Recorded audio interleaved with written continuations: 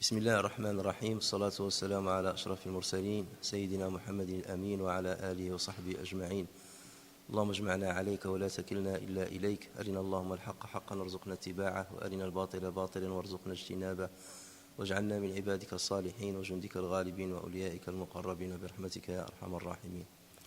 Donc aujourd'hui nous allons continuer le commentaire du 7e hadith de Sahih al-Bukhari, dans lequel Abdullah ibn Abbas radiyallahu anhuma rapporte un récit de Abu Sufyan ibn Harb radiyallahu anhu lors de sa rencontre avec Héraclius dans la ville de Jérusalem.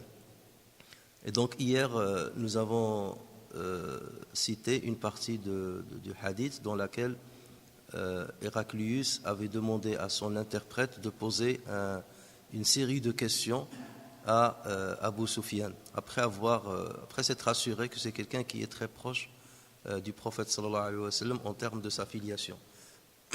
Il y avait 11 questions que Héraclius avait posées à Abu Sufyan, et de par l'enchaînement des questions, on déduit que Héraclius était quelqu'un de très, très intelligent et qui avait beaucoup de savoir. On comprend aussi qu'il maîtrisait l'histoire des religions, parce que lorsqu'il va commencer à expliquer le pourquoi de ces questions, on va voir qu'il avait dans sa tête, bien entendu, quelques données, et il voulait vérifier si la situation du prophète sallallahu alayhi wa sallam et son identité correspondaient aux connaissances qu'il avait à travers les livres, parce que c'était quelqu'un de versé dans la religion, quelqu'un qui était connaisseur dans la religion, et dans d'autres domaines, on y parviendra, Inch'Allah, peut-être la prochaine fois. Alors, parmi ces interrogations, les 11 interrogations, il y avait des interrogations qui se rapportent à son raisonnement personnel, son intelligence, et des interrogations qui se rapportent à ses connaissances en matière de religion. Alors, suite à ce questionnement, donc l'imam al-Bukhari rapporte en disant que Abu Sufyan a dit فَقَالَ لِلتُّرْجُمَانِ, donc en parlant de Héraclius, فَقَالَ لِلتُّرْجُمَانِ قُلْ لَهُ سَأَلْتُكَ عَنْ نَسَبِهِ فَذَكَرْتَ أَنَّهُ فِيكُمْ ذُو نَسَبٍ فَكَذَلِكَ الرُّسُلُ تُبْعَثُ فِي نَسَبِ قَوْمِهَا وسألتك هل قال أحد منكم هذا القول فذكرت أن لا فقلت لو كان أحد قال هذا القول قبله لقلت رجل يتأسى أو يأتسي بقول قيل قبله وسألتك هل كان من آبائه من ملك فذكرت أن لا قلت فلو كان من آبائه من ملك قلت رجل يطلب ملك أبيه وسألتك هل كنتم تتهمونه بالكذب قبل أن يقول ما قال فذكرت أن لا فقد أعرف أنه لم يكذب على الله وسألتك أشراف الناس اتبعوه أم ضعفاؤهم فذكرت أن ضعفاءهم اتبعوه وهم أتباع الرسل ولم يكن ليظهر الكذب على الناس والرسل وسألتك أيزيدون أم ينقصون فذكرت أنهم يزيدون وكذلك أمر الإيمان حتى يتم وسألتك أيرتد أحد سخطة لدينه بعد أن يدخل فيه فذكرت أن لا وكذلك الإيمان حين تخالط بشاشته القلوب وسألتك هل يغدر فذكرت أن لا وكذلك الرسل لا تغدر وسألتك بما يأمركم فذكرت أنه يأمركم أن تعبدوا الله ولا تشركوا به شيئا وينهاكم عن عبادة الأوثان ويأمركم بالصلاة والصدق والعفاف فإن كان ما تقول حقا فسيملك موضع قدمي هاتين وقد كنت أعلم أنه خارج لم أكن أظن أنه منكم فلو أني أعلم أني أخلص إليه لتجشمت لقاءه ولو كنت عنده لغسلت عن قدمه. Donc alors Héraclius chargea son interprète de dire à Abu Sufyan. Donc là, il va lui expliquer pourquoi il lui a posé cette série de questions. Je t'ai interrogé sur sa famille et tu m'as répondu qu'il était de bonne naissance. Or, les envoyés d'Allah ont toujours été choisis parmi les plus nobles du peuple chez lequel ils remplissaient leur mission. Autrement dit, tous les prophètes étaient des gens qui avaient une bonne filiation et ils avaient une des meilleures filiations parmi leur peuple. Je t'ai demandé si quelqu'un parmi vous avait tenu de semblables discours et tu m'as répondu que non. Est-ce qu'il y avait parmi vous dans votre peuple quelqu'un qui a déjà prétendu être un prophète? Tu m'as dit que c'est non. Alors en moi-même, j'ai pensé que si quelqu'un avant lui avait tenu les mêmes propos, je pourrais croire que cet homme ne faisait qu'imiter les enseignements de ses prédécesseurs. Donc là, vous voyez, il se base sur sa propre intelligence. Alors que la première question, il se base sur les récits. Les récits disent que les prophètes sont toujours de bonne filiation parmi leur peuple. Je t'ai demandé si parmi ses ancêtres, il y en avait eu un qui eût régné. Et tu m'as dit que non. En posant cette question, je pensais que si un de ses ancêtres avait régné, cet homme cherchait à remonter sur le trône de ses pères. Et vous voyez même certains présidents ou rois, lorsqu'ils perdent leur royauté ou ils perdent leur autorité, plus tard on a toujours leurs enfants qui continuent de revendiquer, de revenir au trône de leur père. Donc là aussi il se base sur son intelligence. Je t'ai demandé si avant qu'il vous tînt des discours, vous le soupçonniez d'être un menteur. Et tu m'as répondu que non. Et regardez là la question, Héraclius ne lui a pas dit est-ce que c'est un menteur? Est-ce que vous l'avez déjà soupçonné d'être un menteur? Le simple fait de soupçonner quelqu'un, donc c'est que tu sèmes le doute contre sa personne. Il ne lui a pas dit est-ce que c'est un menteur? Parce qu'un menteur, ça veut dire qu'il est connu pour être menteur. Mais là, il lui dit seulement est-ce que vous l'avez déjà soupçonné d'être menteur? Et tu m'as dit non. J'ai compris par là que s'il n'était pas homme à mentir à l'égard de ses semblables, il ne pouvait mentir à l'égard de Allah. Quelqu'un qui ne ment pas aux gens ne peut pas mentir sur Allah Azza wa Jalla et dire Dieu m'a envoyé. Là aussi, vous voyez qu'il se base sur son intelligence.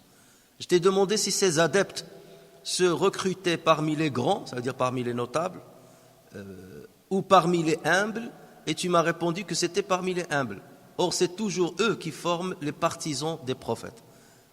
Il y avait quand même des humbles des notables parmi les compagnons du prophète, comme Uthman ibn Affan, comme Abu Bakr as-Siddiq, c'est des gens, Abdurrahman ibn Auf, c'était des gens qui étaient des notables dans leur peuple. Mais la majorité, c'était beaucoup d'hommes humbles avec des esclaves et tout. Pourquoi? Parce que les gens de grande notoriété, ils peuvent avoir des intérêts financiers.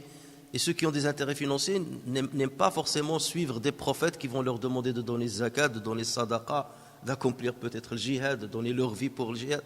Donc c'est là où il a dit, c'est tout à fait normal, la majorité des prophètes ont été suivis par les plus humbles.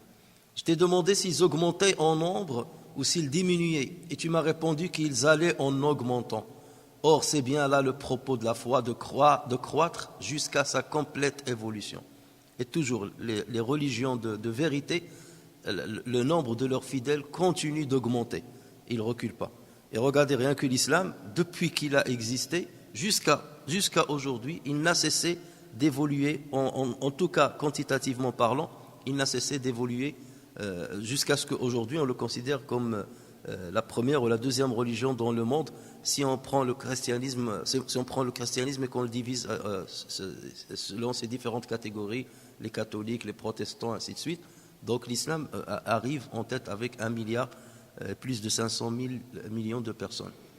Je t'ai demandé si quelques-uns d'entre eux, après avoir embrassé la foi, sont détournés avec horreur et la renié, et tu m'as répondu que non. Tous ceux qui sont rentrés dans l'islam n'ont pas apostasié.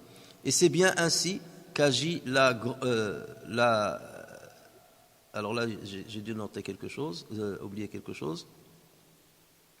C'est ainsi qu'agit la grande majorité, je crois, lorsque la foi pénètre dans leur cœur.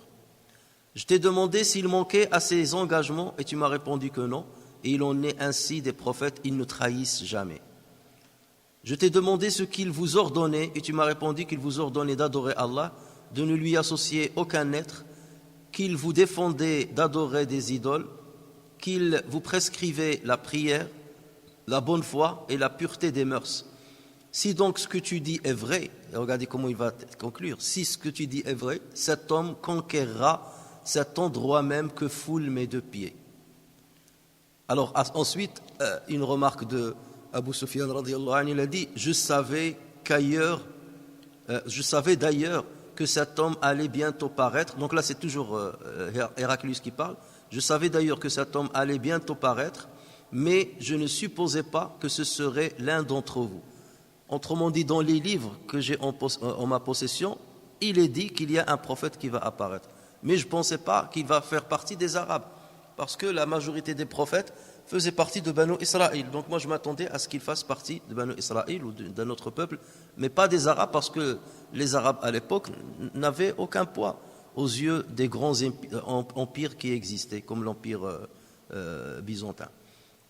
Donc je savais d'ailleurs que cet homme allait bientôt apparaître, mais je ne supposais pas que ce serait l'un d'entre vous. Quant à moi, donc il parle de lui, Héraclius, quant à moi, si je savais pouvoir parvenir jusqu'à lui, je ferais tous mes efforts pour aller le trouver, et dès que je serai auprès de lui, je laverai la poussière de ses pieds. Je laverai la poussière de ses pieds.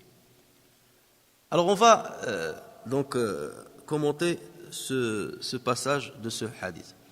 Donc Héraclius exposa à Abu Sufyan radiyallahu anhu donc les raisons du choix de chacune de ces interrogations, digne d'un grand enquêteur. Donc vous voyez bien qu'il est en train de voir peu à peu, à travers cette batterie de questions, de justifier la véracité ou la non-véracité du prophète sallallahu alayhi wa sallam. Et il prit en compte les différentes réponses de Abu Sufyan pour confirmer la véracité de la prophétie de Mohammed sallallahu alayhi wa sallam. Et donc il finit par déclarer: si donc ce que tu dis est vrai, cet homme conquérera cet endroit même que foulent mes deux pieds. Et cette déclaration en dit long sur l'intelligence de l'empereur, sa connaissance de l'histoire et sa conviction que Mohammed sallallahu alayhi wa sallam est bel et bien le prophète sallallahu alayhi wa sallam qui était attendu par les gens du livre, et qu'il sera suivi et finira par triompher et répandre sa religion sur les différents territoires de la région et ailleurs. Mais ce qui est frappant dans ce récit, et dans l'attitude de Héraclius, c'est d'avoir organisé cet entretien avec Abu Sufyan et avec ses compagnons, avec le groupe qui est venu de Quraysh en tout cas, directement en présence des généraux romains et des référents religieux de l'Église. Théoriquement, on devait s'attendre, parce que là, son règne est menacé. Le prophète sallallahu alayhi wa sallam, il lui dit, comme on va le voir, Aslim taslam, convertis-toi à l'islam et tu seras sauvé. Donc là, c'est son règne qui est menacé. Théoriquement, s'il avait peur pour son règne, il devait mener cette enquête en cachette. À la limite, convoquer ces gens-là et leur poser des questions en tête à tête, pour que les notables ne se rendent pas compte de la véracité de la prophétie du prophète sallallahu alayhi wa sallam. Or lui, il a fait le contraire. Il a appelé tous ses généraux, tous les référents religieux, les prêtres, les moines, et c'est là où il a commencé à poser publiquement ces questions pour que les autres entendent. Pourquoi ? Parce que ceci prouve que Héraclius était convaincu de la prophétie de Mohammed sallallahu alayhi wa sallam, mais vu qu'il n'y a pas que lui qui prend le pouvoir, qui prend les décisions, donc, parce qu'il y avait un pouvoir partagé. Et vous savez, à l'époque, il y avait et d'ailleurs on dit les Qaysara ma li Qaysar wa lillahi ma lillah. Il y avait un enchevêtrement entre le pouvoir politique et le pouvoir religieux. L'Église avait un grand poids dans la gouvernance à l'époque, et même en Europe, jusqu'à ce qu'il y eut la Révolution française. L'Église avait un poids énorme dans la gouvernance. Et il y avait une connivence entre les rois et l'Église. Donc lui, quelque part, il voulait par ces questionnements et ces interrogations devant ces notables, les convaincre pour qu'ensemble, ils puissent prendre la décision de rallier Mohammed sallallahu alayhi wa sallam, ou de se convertir tous à l'islam. Et ceci donc prouve que la lettre du prophète sallallahu alayhi wa sallam a impacté positivement Héraclius. Et c'est comme ça d'ailleurs qu'il a commencé ses investigations concertées. Ensuite, donc, Héraclius dit: je savais d'ailleurs que cet homme allait bientôt paraître, mais je ne supposais pas que ce serait l'un d'entre vous. Quant à moi, si je savais pouvoir parvenir jusqu'à lui, je ferais tous mes efforts pour aller le trouver, et dès que je serai auprès de lui, je laverai la poussière de ses pieds. Et là, un témoignage qui est très fort et qui montre justement sa conviction. Ensuite, donc, le hadith, donc Abu Sufyan dit: ثم دعا بكتاب رسول الله صلى الله عليه وسلم الذي بعث به دحية أو الذي بعث به دحية إلى عظيم بصرى فدفعه إلى هرقل فقرأه فإذا فيه بسم الله الرحمن الرحيم من محمد عبد الله ورسوله إلى هرقل عظيم الروم سلام على من اتبع الهدى أما بعد فإني أدعوك بدعاية الإسلام أسلم تسلم يؤتك الله أجرك مرتين فإن توليت فإن عليك إثم الأريسيين ويا أهل الكتاب تعالوا إلى كلمة سواء بيننا وبينكم ألا نعبد إلا الله ولا نشرك به شيئا ولا يتخذ بعضنا بعضا أربابا من دون الله فإن تولوا فقولوا اشهدوا بأننا مسلمون. وقال أبو سفيان فلما قال ما قال وفرغ من قراءة الكتاب كثر عنده الصخب وارتفعت الأصوات وأخرجنا فقلت لأصحابي حين أخرجنا لقد أمر ابن أبي كبشة إنه يخافه ملك بني الأصفر فما زلت موقنا أنه سيظهر حتى أدخل الله علي الإسلام. Donc ensuite Héraclius donna l'ordre d'apporter la lettre que le prophète sallallahu alayhi wa sallam avait fait remettre par Dihya au gouverneur de Bassora. Dihya, ça vous dit quelque chose? C'est Dihya qui? Dihya ibn Khalifa al-Kalbi, c'est l'homme sous l'image duquel Jibril alayhi salam venait rencontrer le prophète sallallahu alayhi wa sallam, parce qu'il était un des ambassadeurs du prophète sallallahu alayhi wa sallam puisqu'il maîtrisait la langue syriaque. Donc que le prophète sallallahu alayhi wa sallam avait fait remettre par Dihya au gouverneur de Bosra. On va voir qui est ce gouverneur. Et que ce dernier lui avait transmise. Il lut la lettre qui était ainsi conçue. Voici la lettre, donc ce qu'il y avait dans la lettre, ce qu'a rédigé ou ce qu'a demandé le prophète sallallahu alayhi wa sallam à ce qu'on rédige. Au nom d'Allah, le clément, le miséricordieux, de la part de Mohammed, le serviteur d'Allah et son envoyé à Héraclius, le chef des Grecs, Azim al-Rum. De la part de Mohammed, le serviteur d'Allah et son envoyé à Héraclius, le chef des Grecs, salut à quiconque suit la bonne voie. Ensuite, amma ba'd, je t'appelle à la foi musulmane. Convertis-toi à l'islam, tu seras sauvé et Allah te donnera une double part de récompense. Si tu te détournes de l'islam, tu seras entre autres responsable du péché commis par l'Arisiyin, par tes sujets, qu'il a nommé ou bien qu'il a qualifié de l'Arisiyin, on verra pourquoi. Ensuite, donc, il a cité ce passage coranique de Surat Al-Nisa, Surat Ali Imran. Ya ahl al-kitab ta'alaw ila kalimati sawa'in baynana wa baynakum. Aux gens de l'écriture, venez à l'appel d'une parole qui vous est commune à nous comme à vous, à savoir que nous ne devons adorer qu'Allah et ne lui associer aucun être, qu'aucun de nous n'en prenne quelques autres comme souverain suprême à l'exclusion d'Allah. S'ils se détournent à cet appel, dites-leur, soyez témoins que nous sommes musulmans. Abu Sufyan poursuit son récit en ces termes. Lorsqu'Héraclius eut prononcé les paroles qui viennent d'être rapportées et qu'il eut achevé de lire la lettre du prophète sallallahu alayhi wa sallam, un grand tumulte se produisit dans son entourage et des cris violents retentirent. On nous fit alors sortir et pendant que nous sortions, je dis à mes compagnons, les affaires d'Ibn Abi Kabsha ont pris de l'importance puisque le prince des Banu al-Asfar le redoute. Et depuis ce jour, jusqu'au moment où Allah m'imprégna de l'islam, je demeurai convaincu du succès de Muhammad. Voilà ce qu'a dit donc Abu Sufyan radiyallahu anhu.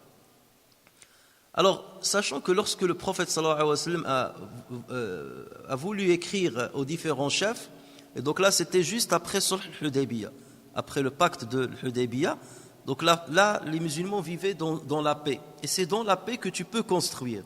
Tant que tu es dans la guerre, tu es préoccupé par donc les tensions et tout. Donc là, le prophète sallallahu alayhi wa sallam avait un peu de répit pour pouvoir transmettre maintenant le message à tout le territoire qui l'entourait. Et donc, il a commencé à écrire aux chefs, aux rois, aux empereurs de la région. Et on lui a dit, sache que dans les coutumes diplomatiques, les rois ne lisent pas un courrier, bien une lettre, qui n'est pas signé par un sceau. le khatm. Et c'est là justement que le prophète sallallahu alayhi wa sallam a fait fabriquer un sceau, donc un khatam, un sceau, dans lequel il a gravé Muhammadun Rasulullah. On verra le khatam, Inch'Allah, tout de suite. Mais ce qu'il faut savoir, c'est que les lettres que le prophète sallallahu alayhi wa sallam a fait rédiger ne portaient pas de datation, puisqu'à l'époque, les Arabes de la région n'avaient jamais concordé sur un calendrier précis sur lequel ils pouvaient choisir les dates. Par exemple, à la Mecque, on se basait comme calendrier, on se basait sur l'année de l'fil, l'année de l'éléphant où Abraha al-Ashram avait attaqué la Mecque. Donc chaque territoire se basait sur une certaine référence pour faire des datations. Et donc le prophète sallallahu alayhi wa sallam a écrit à plusieurs contrées. Il a écrit à l'Yamama, à Oman, à Bahreïn, à l'Yémen. Dans le Yémen, il y avait 5 grandes régions dans le Yémen, il leur a écrit à tous. Il a écrit à l'Abyssinie, à Négus. Il a écrit à l'Égypte, qui était dirigé par le Muqawqis. Le Muqawqis, c'était le chef de l'Égypte, on l'appelait à l'époque le Muqawqis, etc. Il avait envoyé 15 ambassadeurs. Il a pris 15 ambassadeurs qui ont plus ou moins été bien reçus par les destinataires. Par exemple, Dihya, comme on le verra, il a été bien reçu par Héraclius. Celui Hatib ibn Abi Balta'a, qu'il a envoyé en Égypte, il a été très bien accueilli par le Muqawqis, le roi de l'Égypte. Le roi de l'Égypte a même envoyé des cadeaux au prophète sallallahu alayhi wa sallam. Il ne s'est pas converti, mais il a envoyé des cadeaux. Il lui a envoyé deux femmes esclaves, à savoir qui Maria al-Qibtiyya, donc qui est devenue la femme du prophète sallallahu alayhi wa sallam, et sa sœur, la sœur de Maria al-Qibtiyya, que le prophète sallallahu alayhi wa sallam a donné à Hassan ibn Thabit, à son poète. Et il lui a envoyé de l'or, des pièces d'or. Il lui a envoyé une mule qui était très belle. Il lui a envoyé un vieillard. Donc il lui a envoyé des cadeaux. Donc il y a le respect, mais bon, je ne veux pas être musulman, mais il y a un respect. Voilà, c'est comme s'il cherchait de la paix avec le musulman. Et il y a certains qui étaient mal reçus. Par exemple, Kisra, lorsque l'ambassadeur est venu avec la lettre à Kisra, le chef des Perses, il l'a déchiré. Et il y avait même un ambassadeur qui a été assassiné avant d'arriver à sa destination. C'est le Harith ibn Umayr al-Azdi radiyallahu anhu. Lui, le prophète sallallahu alayhi wa sallam lui a donné une lettre pour la ramener au gouverneur de Bosra. Alors il faut faire très attention, il y a une différence entre Bosra et le Basra. Le Basra se trouve en Irak.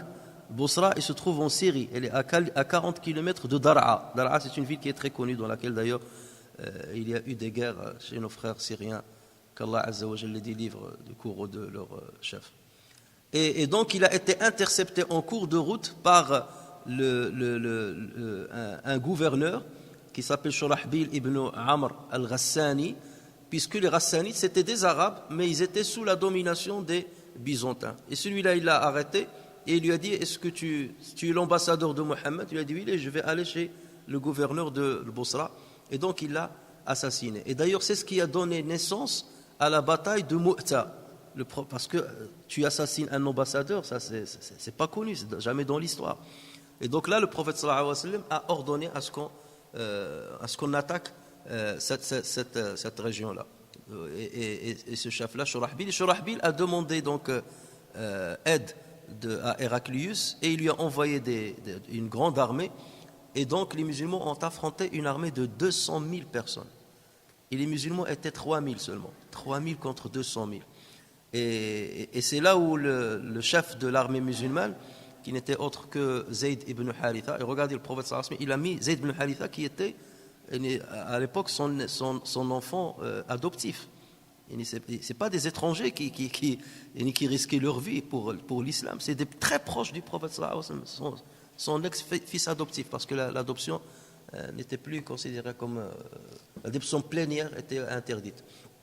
Donc le premier qui dirigeait l'armée, c'était donc Zayd ibn Haritha. Il a été assassiné. Ensuite, la présidence de l'armée a été prise par Ja'far ibn Abi Talib, le cousin du prophète sallallahu alayhi wa sallam, et il a été tué. Et ensuite, il a été pris par Hassan ibn Thabit et il a été tué. Et le prophète sallallahu alayhi wa sallam, pendant ce temps-là, il racontait aux musulmans ce qui se passait. Il leur disait Zayd ibn Haritha est tombé martyr, wa akhadha ar-raya, donc l'étendard a été pris par Ja'far ibn Abi Talib. Ensuite, il a dit Ja'far ibn Abi Talib est tombé martyr et l'étendard a été pris par Hassan ibn Thabit. Ensuite, il leur a dit Hassan ibn Thabit est tombé martyr et l'étendard a été pris par l'épée de Dieu. Et c'était Khalid ibn Walid. Et c'est la première fois que Khalid ibn Walid, qui était fraîchement converti à l'islam, a pris la gouvernance d'une armée, et c'est là où il va montrer ses grandes capacités de direction dans les guerres. Et c'est là où le prophète sallallahu alayhi wa sallam l'a surnommé Sayfullah. Donc c'était dans la bataille de Mu'tah et c'était en l'an 8 de l'Hégire. Et nous ici, de ce dont on parle, c'est l'événement là que rapporte Abu Sufyan, c'est situé à peu près en l'an 7 de l'Hégire, à la fin du 6e année de l'Hégire et début de 7e année de l'Hégire. Donc là, ça vous explique la raison de la bataille de Mu'tah. Et concernant donc notre histoire, le prophète sallallahu alayhi wa sallam avait envoyé sa lettre à Héraclius par le biais de Dihya ibn Khalifa al-Kalbi, comme j'ai dit, qui maîtrisait la langue syriaque, mais il devait d'abord présenter la lettre au roi de Ghassan, qui est Al-Harith ibn Shamr, qui se situe à Sham, parce que c'était pas facile de parvenir directement à Héraclius. Donc il devait passer par le gouverneur de Sham, donc Al-Harith ibn Shamr, qui lui devait rapporter la lettre à Héraclius, ou bien envoyer un émissaire avec Dihya jusqu'à Héraclius. Et d'ailleurs c'est ce qu'il a fait. Donc il a envoyé avec Dihya un arabe de l'époque qui s'appelle Adi ibn Hatim. Adi ibn Hatim. Et Adi ibn Hatim va se convertir plus tard à l'islam. Donc il a accompagné Dihya jusqu'à chez Héraclius pour rentrer chez lui et lui donner la lettre en main propre. Adi, plus tard, il s'est converti à l'islam, on le citera peut-être tout à l'heure. Et Héraclius donc avait bien accueilli Dihya, et il y a même certains récits qui disent qu'il lui a dit je suis convaincu de la véracité de celui qui t'a envoyé, mais il n'y a pas que moi qui a le pouvoir chez mon peuple, donc il y a des gens derrière moi et c'est difficile, et on verra comment il allait réagir. Et d'où donc c'est à partir de là qu'il a commencé son enquête. Et c'est là, lorsqu'il a entendu parler d'un groupe de Qurayshites qui n'étaient pas musulmans, qui n'ont pas suivi Mohammed sallallahu alayhi wa sallam, donc il a ordonné à ce qu'on les ramène pour justement les interroger. Donc c'est ça le pourquoi de la convocation de Abu Sufyan et des marchands qui l'accompagnaient.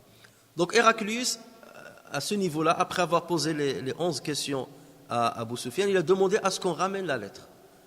Et il a demandé à l'interprète de la lire et de la traduire devant tout le monde, pour que tout le monde puisse écouter ce qui s'est passé. Donc vous voyez qu'il voulait convaincre les autres.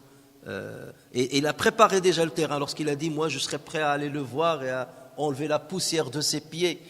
Tout ça, les gens ils étaient étonnés. Imaginez les chefs, ils étaient étonnés. Pourquoi tout ça? Donc là, ramenez la lettre, lisez-la pour que les autres se rendent compte de quoi je parle. Et cette lettre commence donc par le Basmala, Bismillahir-Rahmanir-Rahim. Et c'est depuis que c'est devenu une sunna. Lorsqu'on veut écrire, rédiger une lettre ou bien rédiger un livre, toujours on commence par le Basmala, comme le prophète sallallahu alayhi wa sallam a fait. Mais regardez, le prophète sallallahu alayhi wa sallam n'a pas fait le hamdallah, il n'a pas accompli le hamd, il n'a pas dit ahmadullah. Pourquoi? Parce qu'il envoie la lettre à un non-musulman. Et en général, le hamd, bien entendu, tu t'adresses à Allah Azza wa Jal. Et si jamais tu veux, si tu veux quand même le rédiger dans une lettre, au moins que celui qui va recevoir la lettre soit musulman pour qu'il comprenne pourquoi tu fais cette invocation. Voici la lettre, donc on a fini par la retrouver, cette lettre. Maintenant, elle est exposée dans un musée en Jordanie. Et on a parfois des copies de la lettre qui ont été faites, qui sont exposées ailleurs. Je pense même à Istanbul, il y en a une, mais c'est une copie. Et même à Médine, il y a l'exposition d'une copie de la lettre, mais l'original, elle est exposée en Jordanie. et on l'a trouvé chez une famille très très riche, une famille yéménite qui habitait en Angleterre. Et donc le roi de Jordanie, Abdullah Thani, donc, a décidé de l'acheter et on l'a envoyé à des laboratoires en Angleterre qui l'ont étudié et qui ont dit qu'elle datait de plus de 1200 ans. Donc ils ont confirmé qu'elle était très ancienne. C'était sûr que c'est plus de 1200 ans. Donc ça tombe, si on est à 1400 années de l'époque du prophète sallallahu alayhi wa sallam, donc parce que la datation d'une lettre à l'année près ou à une centaine d'années près, là c'est difficile. Donc vous voyez déjà dans la rédaction, vous voyez, il n'y a pas de ponctuation. Il n'y a ni les points ni les ponctuations. C'est comme ça qu'on écrivait l'arabe au départ. Et vous voyez le sceau du prophète sallallahu alayhi wa sallam en bas. Donc Muhammadun Rasulullah. Donc il a écrit Muhammad en bas, Rasul au milieu et Allah au-dessus. Pour qu'Allah azza wa jalla soit au-dessus de tout le monde. C'est pour ça qu'il a commencé du bas vers le haut. Vous voyez que c'était bien réfléchi. Et vous voyez parfois même que certains mots, on commence le mot à la fin de la ligne et on le termine, on termine à la fin de la ligne et on continue au début de la ligne suivante. Donc on pouvait couper le même mot en deux. Par exemple, à la fin, fashhadu bi anna muslimun, à la fin, vous voyez fashhadu, je ne sais pas si vous voyez là-bas, shahadu, il est là. Je vais vous montrer. Fashhadu. Si on ne la voit même pas, là, si, là, fashhadu, il n'y a pas de ici. Bi anna mus, donc là vous avez le mime ici, le signe ici, et moun, muslim, moun, ici à la fin. Donc parfois on coupait même le mot d'une ligne à une autre.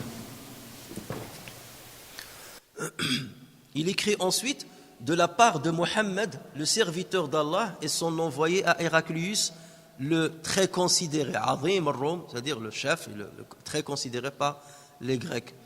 Alors déjà, regardez le prophète sallallahu alayhi wa sallam, comment il s'est présenté, ce qui montre son humilité. Il s'est présenté comme serviteur de Dieu, Abdullahi, et ensuite wa Rasul. Abd, déjà, c'est pour se démarquer de ce que disent les chrétiens lorsqu'ils considèrent que Isa alayhi salam était le fils de Dieu. Donc d'emblée, il leur dit, moi je ne suis pas le fils de Dieu, Abdullahi wa Rasul. Et donc les savants, ils disent que c'est une sunna toujours, lorsqu'on écrit une lettre, de se présenter, de dire d'un tel à la destination d'un tel. Et certains, donc c'est comme ça normalement qu'on fait. Mais certains disent, tout dépend à qui on écrit.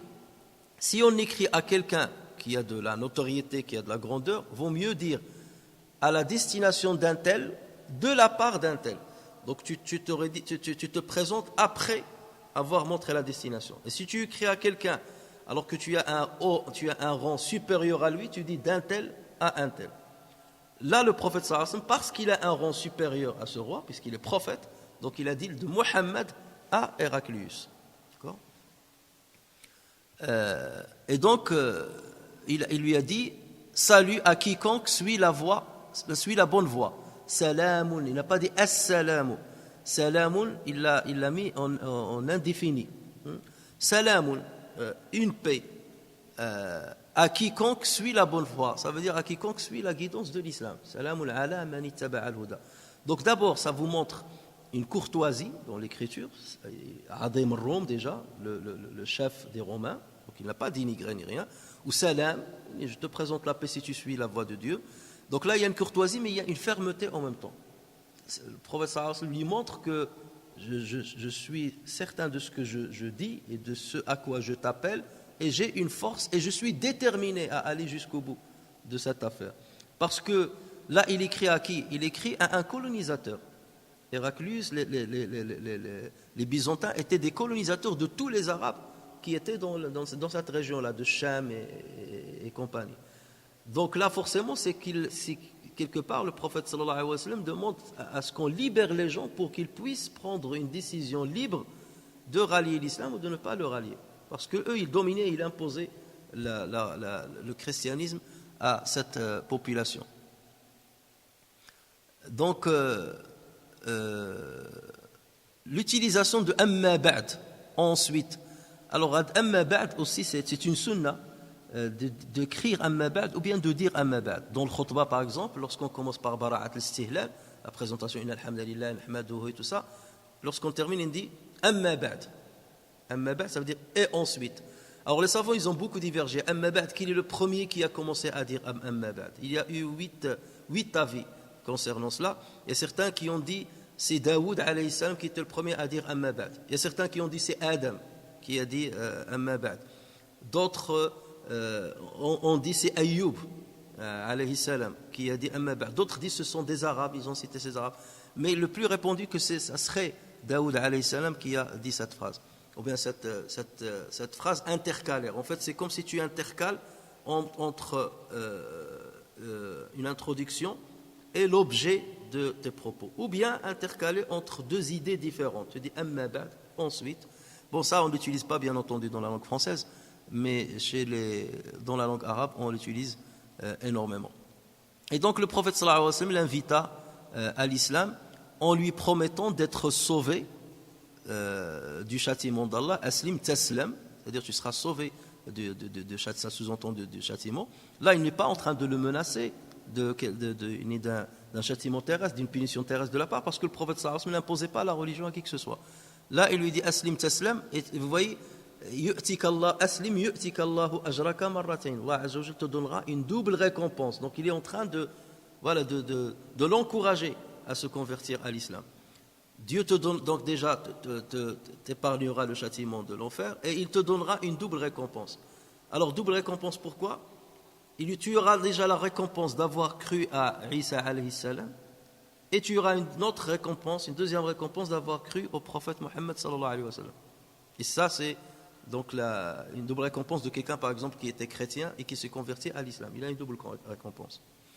Ou bien certains savants disent qu'il y aura une double récompense, c'est-à-dire la récompense de ta conversion, de ta propre conversion, et la récompense de ceux qui vont te suivre, qui vont prendre exemple sur toi. Parce que toujours le peuple prend énormément en considération le choix de ses gouverneurs.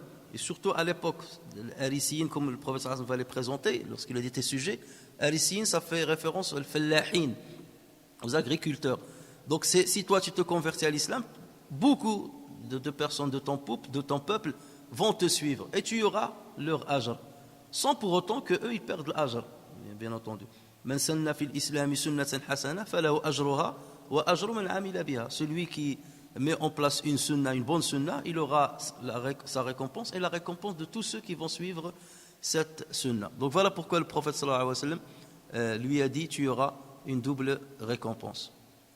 Ensuite donc le prophète sallallahu alayhi wa sallam lui a cité ce verset coranique. Ya ahl al-kitab ta'alaw ila kalimatin sawa'in baynana. C'est le verset 57 dans surat Ali Imran. Et si le prophète sallallahu alayhi wa sallam s'est permis de faire référence à ce verset, c'est parce qu'il parle à quelqu'un qui est croyant et qui peut comprendre ce qu'est la parole d'Allah azza wa jalla. En revanche, lorsqu'il a écrit par exemple à Kisra, et Kisra c'est un zoroastrien, ils adoraient le feu. Là, il n'a pas cité de verset coranique. Mais lorsqu'il écrit à un croyant, à quelqu'un des gens du livre, il lui mentionne dans la lettre un verset coranique. Et ce verset, donc, comme vous pouvez vous en douter, il appelle les gens du livre à s'accorder avec les musulmans sur des points importants. Sur l'unicité de Dieu, de n'adorer qu'Allah azza wa jal. Et deuxièmement, de ne pas prendre de ne pas prendre des hommes comme des divinités. Et comme des divinités, Adi ibn Hatim, que je vous ai cité tout à l'heure, l'émissaire qui a été envoyé par le roi Rassanite avec Dihya jusqu'à Héraclius pour ramener la lettre. Donc lui, lorsqu'il s'est converti à l'islam, un jour il était devant le prophète sallallahu alayhi wa sallam, il a cité ce verset. Il lui a dit, Ya Rasulallah, nous on n'adorait pas nos prêtres. Et pourquoi Dieu il dit de ne pas prendre les prêtres comme des seigneurs? Nous, on n'adorait pas les prêtres. Et le prophète sallallahu alayhi wa sallam lui a dit il ne les adorait pas. C'est-à-dire qu'il s'agit de vous les chrétiens, les anciens chrétiens ou les juifs. Il ne les adorait pas, mais lorsqu'il leur rendait licite une chose, il les croyait. Et lorsqu'il leur rendait illicite une chose, il les croyait. C'est ça, quelque part, une adoration. Donc parfois, il rendait illicite ce qui est à la base illicite, ou l'inverse. Et les autres, ils les suivaient. Donc c'est comme si tu le prends comme une divinité. Parce que le musharri', celui qui instaure théoriquement les règles, c'est bien entendu ceux à qui tu crois. Mais si donc les prêtres vont commencer à eux-mêmes à décréter des décrets qui sont en totale opposition avec ce que dit leur propre religion, donc dans ce cas, vous avez passé à la trappe les enseignements de Dieu, vous avez pris les enseignements de vos référents religieux. Alors, des exégètes disent que ce verset, il a été révélé à la 9e année, parce que donc et non à la 7e année. Ça veut dire que pour eux, lorsque le prophète sallallahu alayhi wa sallam a rédigé ces paroles-là, c'était pas un verset coranique, c'était une parole du prophète. Et la 9e année, lorsqu'il y avait ce qu'on appelle l'année des délégations, Am al-Wufud, l'année des délégations, il y avait plusieurs délégations qui venaient voir le prophète sallallahu alayhi wa sallam. Et parmi les délégations, il y avait une délégation de Najran, qui étaient des chrétiens. Et le prophète sallallahu alayhi wa sallam les a très bien accueillis, et il s'est chargé de les servir à l'intérieur de la mosquée. Et des compagnons lui ont dit, laisse-nous les servir. Il leur a dit, non, je vais les servir de mes propres mains. Et il était à leur service. Et justement, le verset coranique là a été révélé à cette occasion. Donc certains savants disent, en fait, le verset, Allah Azza wa Jal a guidé le prophète sallallahu alayhi wa sallam à écrire dans cette lettre un verset qui allait être révélé plus tard. Donc ça, c'est un avis. Et un deuxième avis, il dit non, ce verset a été révélé par 2 fois. Une fois à l'écriture de cette lettre, lorsque le prophète sallallahu alayhi wa sallam a voulu rédiger ces lettres, Allah Azza wa Jal a révélé ce verset-là. Qul ya ahl al-kitab, c'est Allah Azza wa Jal s'adresse à Muhammad sallallahu alayhi wa sallam. Dit aux gens du livre, venez. Donc c'est comme s'il lui donne l'ordre d'écrire aux gens du livre pour les appeler à s'accorder sur ces principes-là. Et que ça a été révélé une deuxième fois, Jibril l'a révélé une deuxième fois, ça arrive, à la 9e année lorsque les gens de Najran sont venus. Et personnellement, je pense que c'est le deuxième cas qui est le plus probant. Pourquoi? Parce que dans la lettre, le prophète sallallahu alayhi wa sallam, comment il termine le verset? S'ils se détournent à cet appel, dites-leur, soyez témoins que nous sommes fashhadu bi anna muslimun. Fa in tawallaw faqul shahadu bi anna muslimun. Fa in tawallaw faqul. Et si c'était pas un verset, le prophète sallallahu alayhi wa sallam n'aurait pas formulé l'écrit comme ça. Il ne va pas lui dire fa in tawallaw, s'ils se détournent. D'accord?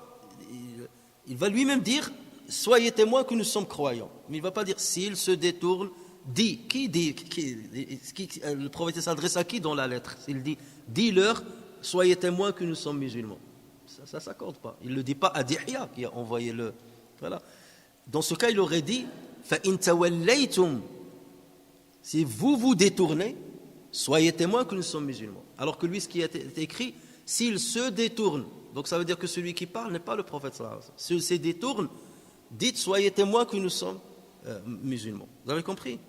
Donc c'est pour cela que lorsque le prophète sallallahu alayhi wa sallam a écrit ce passage, c'était bel et bien un verset coranique qui était déjà révélé. Donc là, c'est certain. Parce que sinon, la formulation aurait été faite d'une autre manière. Et à la lecture donc de cette lettre, un grand tumulte se produisit dans l'assemblée et des cris violents retentirent.